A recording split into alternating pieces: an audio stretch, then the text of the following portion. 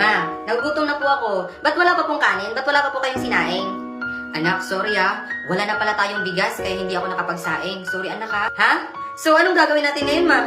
Anak, ito ang gawin mo ha. Pumunta ka muna doon sa kapatid ko. Doon kila Tita Rosette mo, doon sa tindahan nila. Pumunta ka muna doon tapos sabihin mo na uutang ako ng bigas at saka tuyo para may pangulam tayo ngayon, okay? Ha? Ma, nakakaya na kay Tita Rosette. Palagi na lang tayo nangungutang sa kanya. Eh, nung nakarang araw, nangutang tayo sa kanya. Ano nang masabi niya sa atin, ma?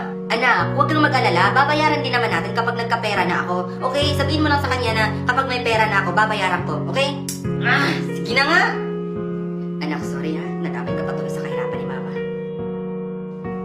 Tita, tao po. Tita Rosette?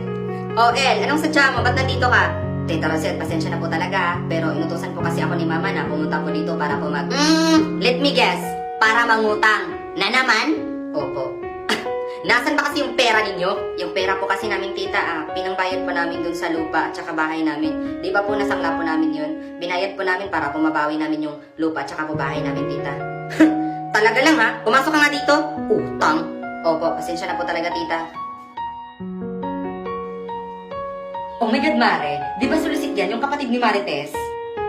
Oo, Mare. Bakit? Ang chismis? Alam mo ba, Mare, nakita ko yung pamangkin niya kahapon. Pumunta sa tindahan niya para mangutang. Aba, tinarayan. Ito talaga si Lucette. Ang sama talaga ng ugali. Ay, talaga ba, Mare? Yuck! Napakasama pala na babaeng yan. Ew! Hoy, mga dakilang chismosa ng barangay. Ako bang pinag-uusapan ninyo, ha? Ang galing niyo magsalita. Kala mo naman talaga alam ang buong kwento. Palibhasa, puro chismis lang ang alam. Talaga lang ha? Pumasok ka nga dito. Utang. Opo, pasensya na po talaga, tita.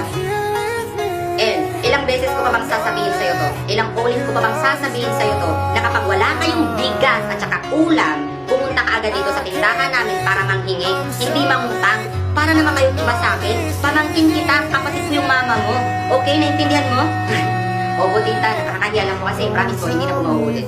Talaga ba, naiintindihan mo? Baka kasi sa susunod na naman kapag wala kayong bigas at saka ulam, sasabihin mo naman, tita, mangungutang daw si mama. Para naman kayong iba sa akin. Uulitin ko, pamangkin kita, kapatid ko yung mama mo, okay. Para naman kayong iba sa akin. Eh di ba nga kayo yung tumulong sa akin nung walang-wala ako, di ba?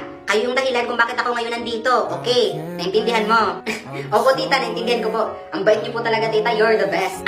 Ito naman pamangkin ko, parang di ako kilala. Sige, umuwi ka na. Mag-ingat ka sa daan, ha? Okay po, tita. Salamat po. That your love is gone.